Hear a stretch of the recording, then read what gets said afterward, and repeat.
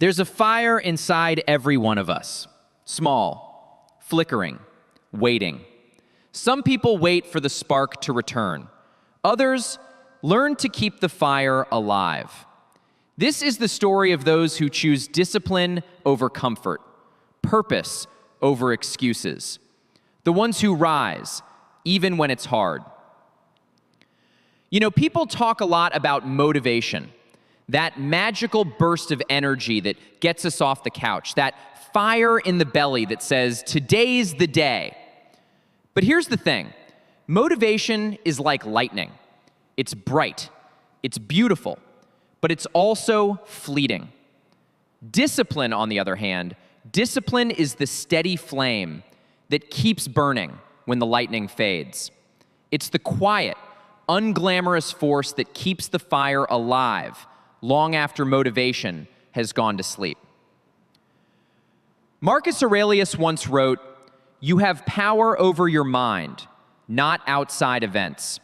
Realize this, and you will find strength." That's the essence of discipline. It's not about feeling like doing something. It's about choosing to do it, regardless of how you feel. Motivation is the spark. Discipline is the firewood. Think about starting anything new, a fitness routine, a creative project, maybe even trying to change a habit. Motivation is the spark that gets you started. It's that burst of excitement when you first sign up for the gym or buy a fresh notebook for your ideas. You feel unstoppable. But 2 weeks later, the excitement fades. The early mornings feel heavier.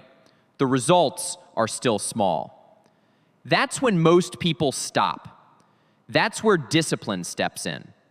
Discipline says, I made a promise to myself and I intend to keep it. It's that voice that whispers, show up anyway. And here's the beauty of it. The more you act out of discipline, the more motivation tends to follow. Because when you start to see progress, even small progress, you begin to feel that spark again. Seneca put it beautifully. It is not that we have a short time to live, but that we waste much of it. Discipline helps us waste less of it. A moment from my own life. Let me share something personal. There was a time I used to rely on bursts of motivation to work out. I'd get inspired by a movie or a quote, hit the gym hard for a week, and then, boom, burnout. I'd stop for months. But at some point, I made a quiet decision. I'll show up even when I don't feel like it. No drama, no pep talks, just a commitment. At first, it felt mechanical, but after a while, it became part of me. Now, the gym isn't something I debate about. It's just what I do, like brushing my teeth or having my morning coffee. And the most fascinating thing, that consistent act of showing up started spilling into other parts of my life, my work, my relationships, my personal projects. Discipline, I realized, doesn't just shape habits, it shapes identity. Work in progress. Now, don't get me wrong, I'm still a work in progress. There are areas in my life where discipline comes naturally, and others where I'm still fumbling through. For instance, I've been working on being more intentional with my time, less scrolling, more creating. Some days I nail it, other days, not so much. But discipline isn't about perfection, it's about returning to your values, returning to what matters, returning to your path, even after you stumble off it. That's what consistency really means. Not never falling, but never staying down. The Stoic view.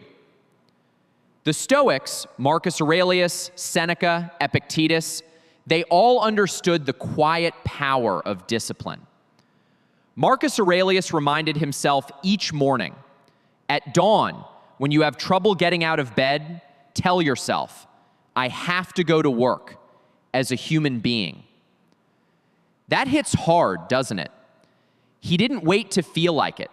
He simply reminded himself of his purpose. He acted because it was his duty to himself, to life. Epictetus taught that freedom is found not in doing whatever we want, but in mastering ourselves.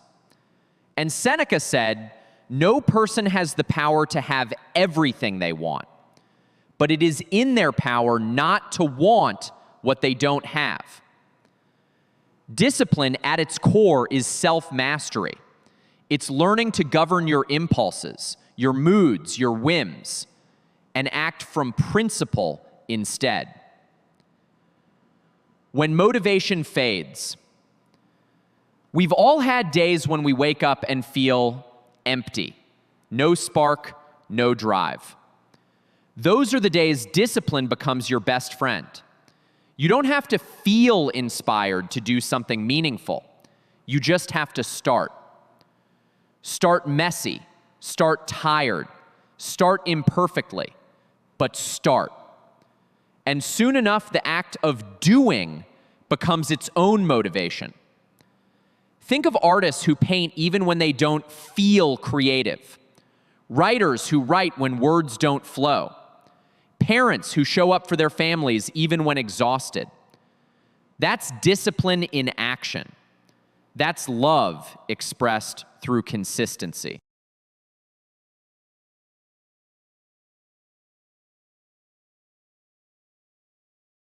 A small story.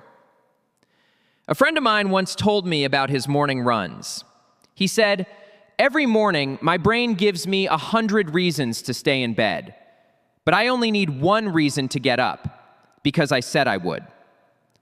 That line stuck with me, because that's what discipline really is, the quiet honoring of a promise to yourself. And over time, that promise becomes sacred. Discipline creates freedom. It sounds paradoxical, doesn't it? Discipline, doing the same thing day after day, sounds like restriction. But in reality, it creates freedom. When you build discipline with your finances, you gain freedom from debt. When you build discipline with your health, you gain freedom in your body. When you build discipline in your craft, you gain freedom of expression. The structure you build doesn't confine you, it supports you. Like the frame of a house, it doesn't limit space, it defines it. If you're feeling stuck. So if you're listening to this and thinking, I just can't find motivation lately, that's okay. You don't need motivation to start, you just need a decision to move forward. A decision to show up today, not because you feel like it, but because you've chosen growth. Progress doesn't require passion every single day. It requires presence. A gentle reminder. As you keep showing up, remember to be kind to yourself too. Discipline isn't punishment, it's devotion. It's a love letter to your future self. And the truth is, discipline and motivation aren't rivals. They dance together. Motivation starts the music, discipline keeps the rhythm going. Marcus Aurelius said, "Waste no more time arguing about what a good person should be. Be one." Let's not wait for the perfect mood, the perfect plan, or the perfect day. Let's just begin. Let's keep building lives we're proud of, one small disciplined step at a time. Because every act of discipline is a vote for the person you want to become.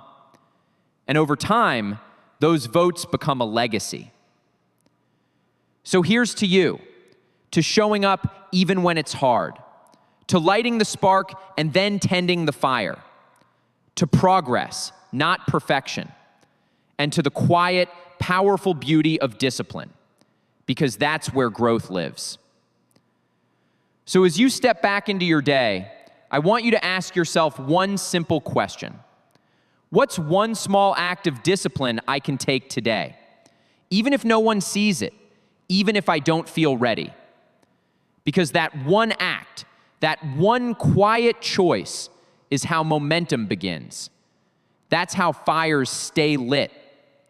And that's how ordinary days become extraordinary lives.